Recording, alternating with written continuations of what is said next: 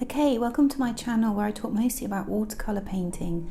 So for today's video I'm going to do 4 test sketchbook paintings, and I'm going to use exactly the same colours for all of them, but I'm going to be using 2 different sketchbooks. So I'm going to be using a Hahnemühle sketchbook, which is the one that I'm using here, and I've got a Seawhite of Brighton sketchbook.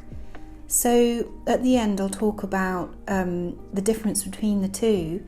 And you can see in the background that I've started my first sketchbook painting, and I'm using a technique that I've used in a previous YouTube video where you concentrate the paint towards the middle and then you do a sort of gradiated wash towards the top and to the bottom. And this is just a really simple technique to create a semi-abstract landscape painting, and it's once you get used to the method it can be quite a quick and fun thing to do, and you can do it in your sketchbook or you can do it as finished paintings. I'll put a link to the YouTube video where I did this technique as a sort of step-by-step tutorial in the description, and I used sort of slightly darker colours for that tutorial. So for the Seawhite of Brighton sketches, the second 2 sketches, I changed my method a little bit and I did a bit more layering because I was responding to how the paint was behaving on the paper, but I'll talk a bit more about that as we go along. And for this sketchbook session I added a bit of white watercolour paint, which is very similar to white gouache paint, because I wanted to see what I could do with that. So I'll talk about the colours when I get on to the next 3, and as you can see I'm taping off the sides but not the tops. Now the paint dries lighter than when it's wet, so I'm just going over this one a little bit, adding a bit more pigment in there to make those colours a little bit brighter. Okay, so this one's finished now. Let's talk about the colours that I'm using for these paintings. So I've got titanium white watercolour paint, I've got cobalt blue, I've got Phythlo turquoise, and I've got Paynes grey and burnt sienna. You can also use white gouache instead of the titanium white. Okay, so I'm going to start my next painting on this side of the paper, and then I'll get onto the Seawhite of Brighton after that. Now I did really like the painting that I've done on the left hand side, but I want to make this one on the right hand side a bit darker, so I'm going to really make my paint quite dark in the centre there. I'm not adding a huge amount of water. I just want to see how this will turn out. I don't want to have to do lots of layers on this one. So again, this is quite experimental. I've got my cobalt blue in the middle, and I'm putting my Paynes grey at the bottom, and there I'm putting a bit of the burnt sienna in the sky. But I'm not going to be, I know that I'm going to be going over that burnt sienna. I don't want too much of it to show, I just want it to be quite subtle. So I'm concentrating my colours towards the middle, and then I'm getting clean water on my brush and I'm just pulling that paint down, and there in the middle I'm using my knife to scratch some marks.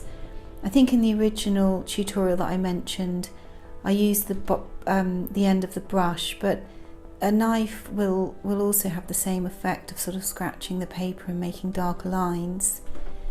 So I am dropping in more paint as we go. I'm putting in some of the Paynes grey at the top there, and I'm really trying to make it quite dark. Like I said, I do like the painting on the left, but I want to make this one a bit darker. And on the bottom I've actually mixed the cobalt blue with the Paynes grey. I want my blue at the top to be slightly different to my blue at the bottom. Okay, so even though I started off my painting by putting the wet paint onto the dry paper, I'm using quite a bit of water, so it is really effectively a wet and wet technique, and I'm quite happy with how this sketchbook responds to the wet and wet technique. I feel like the paint is moving across the paper nicely, so I'm happy with that. Okay, so for now this painting's finished. I'm going to take the tape off, I'm going to let it dry, and then I'll get on to my next 2 sketches, which I'll do on the Seawhite of Brighton sketchbook. Okay, so I thought I was going to have to reuse my tape there because I couldn't find my new roll of masking tape. Someone stole it to make a cardboard and tape rocket, but I found it. So I'm just taping off the sides there, and I just talk a little bit about the brush. I'm just using this oval brush. I've been using the same brush for all these paintings. I'll put a link in the description about that brush. Now, this was interesting getting onto the Seawhite of Brighton sketchbook, because I definitely, for a wet and wet technique, it wasn't working quite so well in the way that I wanted it to work, and I put my paint on there, and then when I got my water and tried to drag the paint down, it didn't really move in the way that I would have liked it to. And as I've mentioned earlier on in the video, I ended up changing my painting approach, and actually at this point in this sketch I thought I was going to abandon it, but then I thought I'd just carry on with it, because it's actually quite a good opportunity to try out something different, and also to be quite free, as I was feeling that it wasn't working. Sometimes that can make you feel more relaxed.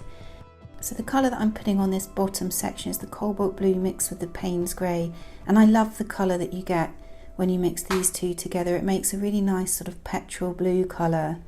So I am using that gradiated wash technique, but you can really see that that paint is not travelling up into the water as well as it did on the other sketchbook. And I'm dropping in my burnt sienna there, and that goes really nicely with these colours, I think.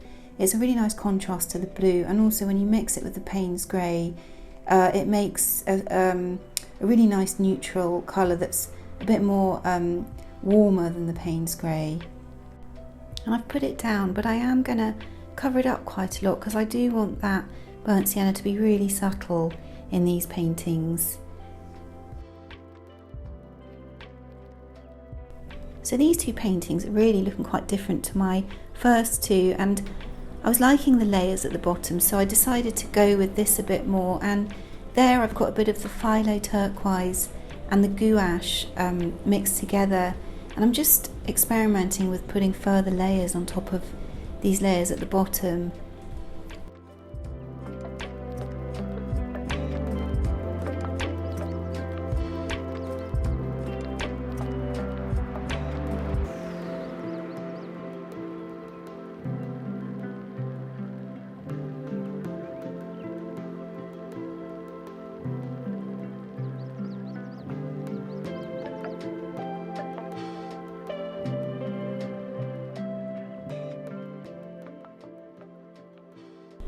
Okay, so these two paintings are finished now. I'm just taking the tape off, and then what I'll do is I'll get all four of them and I'll just compare them and talk about the different sketchbooks and maybe just finish off slightly.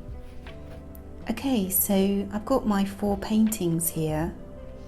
Okay, so I've put the camera up just to get a better view of these paintings, and I have this mat cut out in my studio which I like to get out at the end of sketchbook painting sessions, just to see what the sketches might look like if they were cropped, and to give ideas for bigger paintings.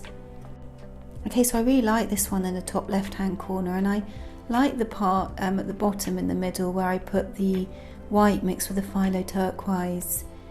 And just to recap, the Hahnemühle sketchbook worked really well for the radiated washes and wet work, and the Seawhite of Brighton worked better when I layered the paint. But I actually really like this sort of layered effect as well. So overall I was pretty happy with these four sketches.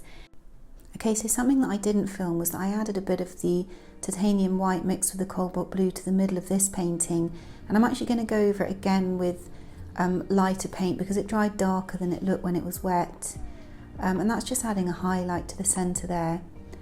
So I really hope you've enjoyed this demonstration, and if you did, please hit like, and if you haven't already and you'd like to see similar videos in the future, then please consider subscribing to my channel. Okay, thank you, bye.